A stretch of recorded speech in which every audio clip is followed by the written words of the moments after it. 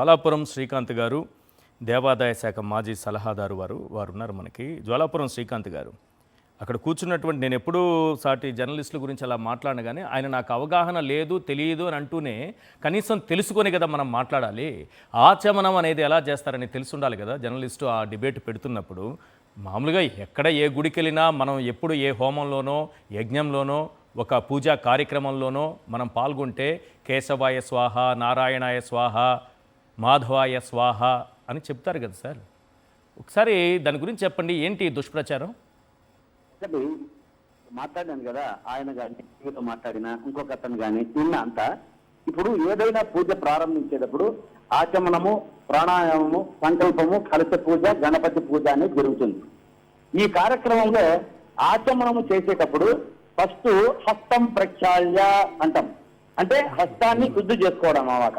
అది చేసుకున్న తర్వాత కేశవాయ నమః, నారాయణ స్వాహ, గోవిందాయ స్వాహ, మరియు లాస్ట్ లో హస్తం ప్రక్షాళ్య అంటాం, చేతులు కడిగేసుకుంటాం. దీనిని మధ్యలో వదిలిపెట్టేసి వాళ్ళకు కావలసినవి తీసుకొని దుష్ప్రచారాలు చేశారు వీళ్ళు. ఇటువంటి దౌర్భాగ్యమైన స్థితికి వీళ్ళు వచ్చారు. ఇంకొకటి అత్యుంతలు అనేటివి వాసన చూసి మన ఎనిక్కి వేస్తారు. అవును, అది దేనికి అంటే ఉత్తిష్టంతు భూత పిశాచ ఏతే భూమి భారక ఏతేషు అవిరోధేన బ్రహ్మకర్మ సమారభ అని ఒక ఇది ఉందన్నమాట పద్యం. దీంట్లో ఏమనంటే భూత ప్రేత పిశాచాలు వారి తృప్తి కోసం భూమికి భారంగా ఉంటారు. అంటే వీళ్ళ మాదిరి ఇప్పుడు ఏదైతే మనకు ఏది ఉన్నది లేనట్టుగా, లేనిది ఉన్నట్టుగా చూపిస్తా ఉంటారో వాళ్ళందరూ భూత ప్రేత పిశాచాల కిందే లెక్క.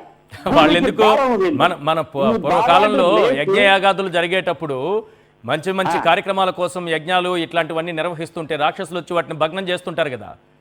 అదే ఆ రాక్షసులే వీళ్ళు. భగ్నము చేయకుండా మన పురాణాలు ఎన్ని చెప్పాయి ఇలాంటి కథలు.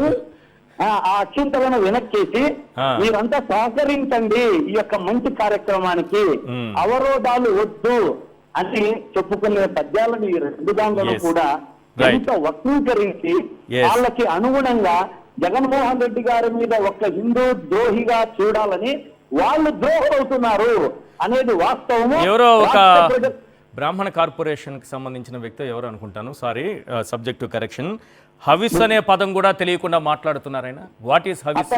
హవిస్ అంటే కూడా అర్థం తెలియని వ్యక్తులు ఈ రోజు అటువంటి కార్పొరేషన్లో కూర్చుంటే ఏం చెప్పాలి సార్? నేను చెప్పాలా, ఒకటి ఇది అందరికీ తెలియాలి.